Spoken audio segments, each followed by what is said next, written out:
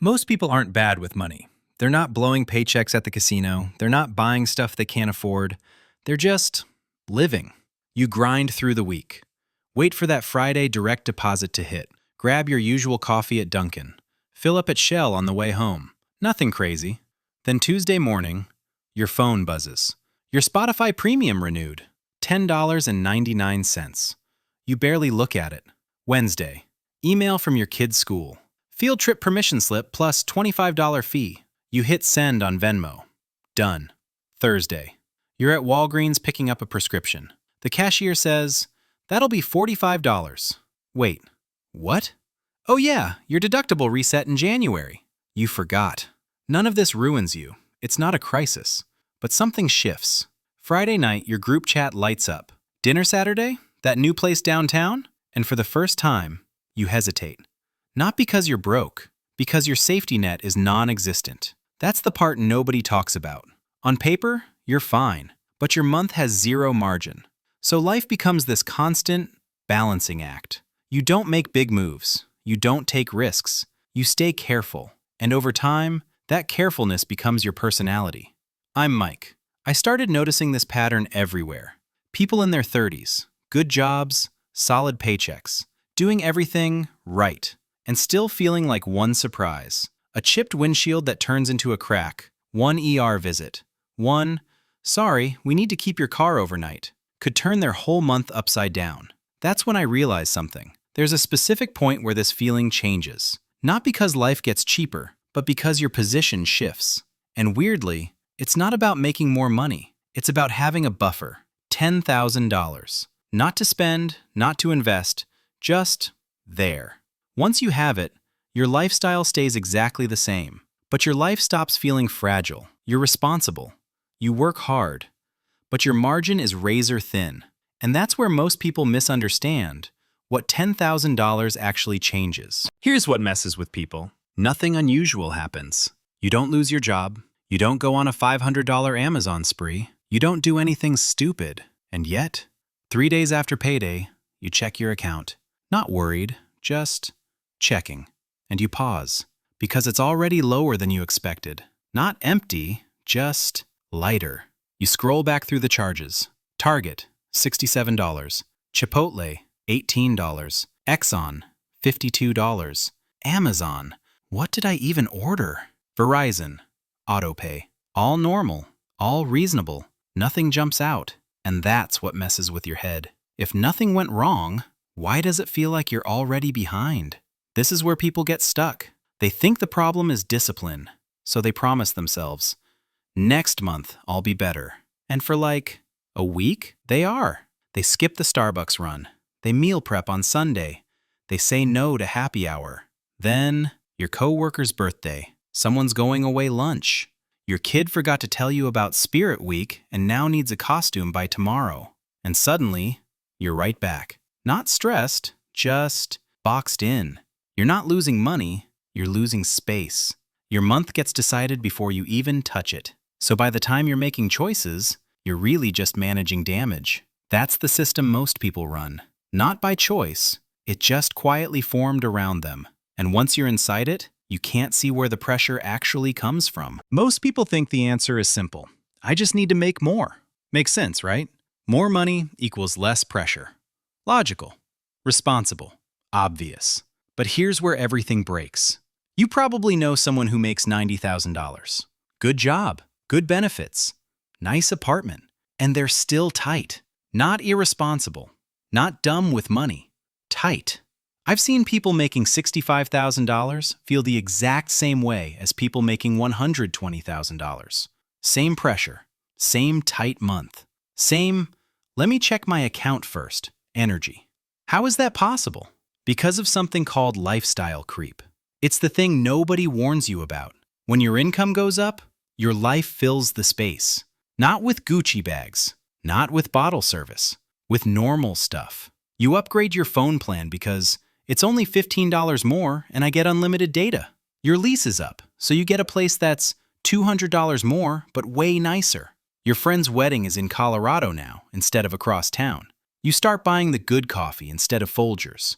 You say yes to things you used to say no to. None of it feels expensive. None of it feels wrong.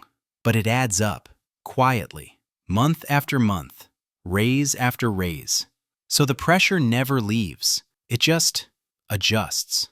You don't need more money. You need a buffer between your month and your nerves.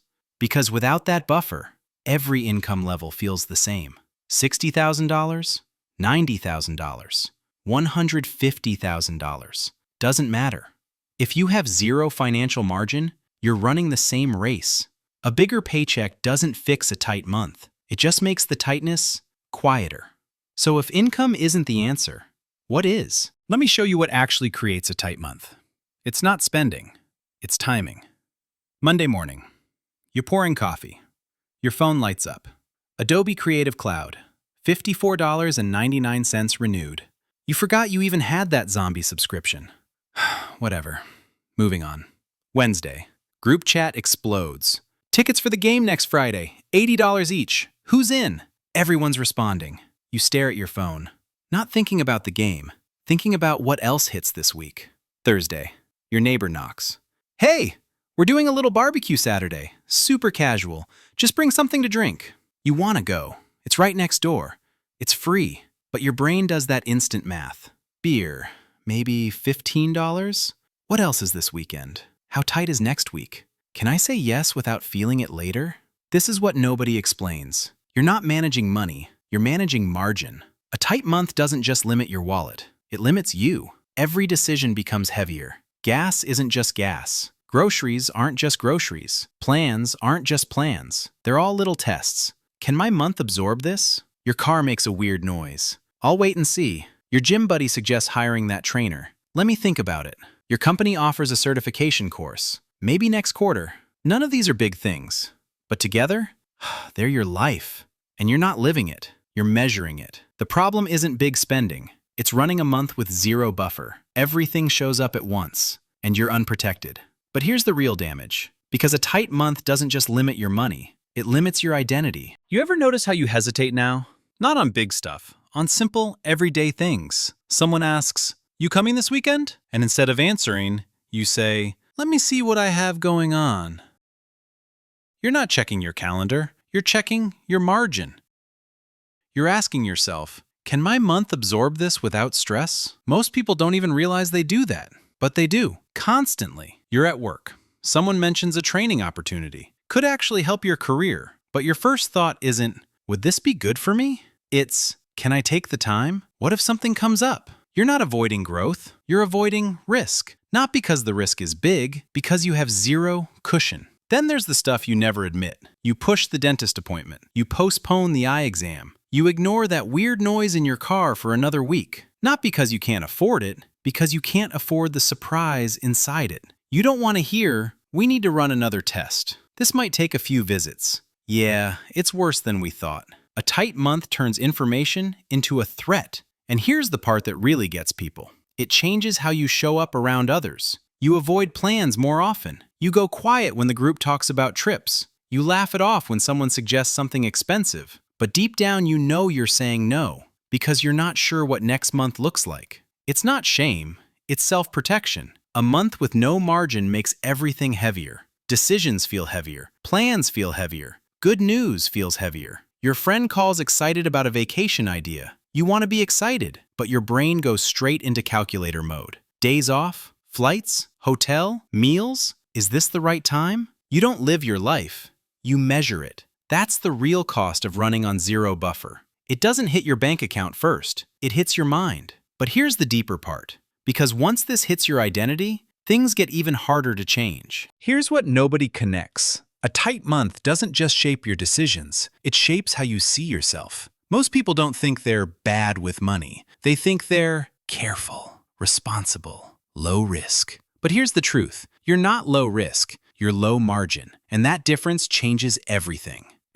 Let me show you something. Your brain reacts differently depending on what your account looks like. Not the exact number, the feeling of what's there. When your balance is low, your mind gets narrow. You stay close to routine. You avoid surprises. You stay inside the month. But when you build even a small cushion, not a fortune, just something real, something that sits there without moving, your brain changes. Seeing a 4-digit balance feels one way. Seeing your first 5-digit balance? Completely different. Even if you never touch it, it changes your posture, your patience, how you handle decisions. You stop bracing for impact. You start thinking, I'm not going to break if something happens. That's not math. That's psychology. And once that shift happens, your identity starts to change. You stop operating like someone surviving the month. You start operating like someone who can handle the month. Say you've been dealing with something at work for months, a boss who doesn't listen, a role you've outgrown, a team that drains you. When your account is empty, you swallow it, you accept it, you adapt. But when you have your first real buffer, your first nothing can knock me out amount, suddenly you're asking questions you wouldn't ask before. Is this the right place for me? Do I deserve more than this? Can I make a move without risking everything? That's not confidence. That's margin. Margin gives your identity permission to stretch. You speak differently in meetings. You negotiate differently. You say no more often. You stop chasing the cheapest option every single time. People feel it. You're calmer, more deliberate, less reactive. You stop making fear-based decisions and start making future-based ones. And here's what's wild. This shift doesn't happen at $100,000 salary. It doesn't happen at $50,000. It often starts right around that first real number that makes your account cross into 5 digits. Nobody talks about it, but that's the moment where your identity stops being shaped by pressure and starts being shaped by choice. Your first real cushion doesn't change your lifestyle. It changes you. But the power of that first 5-figure amount? It's not financial. It's what it frees you to do next. There's a moment in adulthood nobody prepares you for. It's when you stop asking, how do I get through this month? And start asking, what do I want the next few years to look like? Most people don't see it coming. It's quiet. It's subtle. But it changes everything.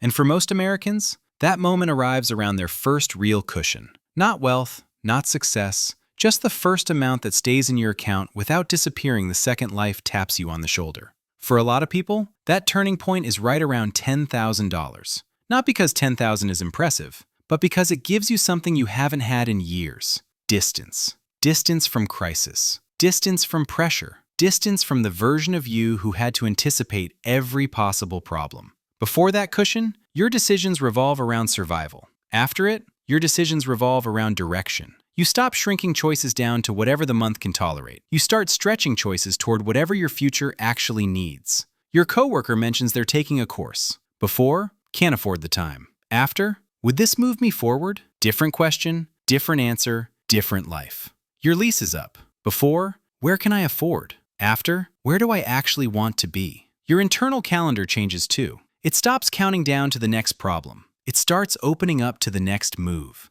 And once that happens, life stops feeling like something you're managing and starts feeling like something you can shape. That's why the first 10,000 matters. Not because of what it lets you buy, but because of what it stops controlling. Your decisions, your identity, your future. And once you feel that distance for the first time, every step after that stops feeling like survival and starts feeling like a real path forward. If this hit different, the next video breaks down exactly why your paycheck keeps disappearing, even when you're doing everything right. One last thing. Everything we just talked about, the pressure, the tight months, the way 10,000 changes your breathing room, none of that sticks if your paycheck is already gone the minute it hits your account.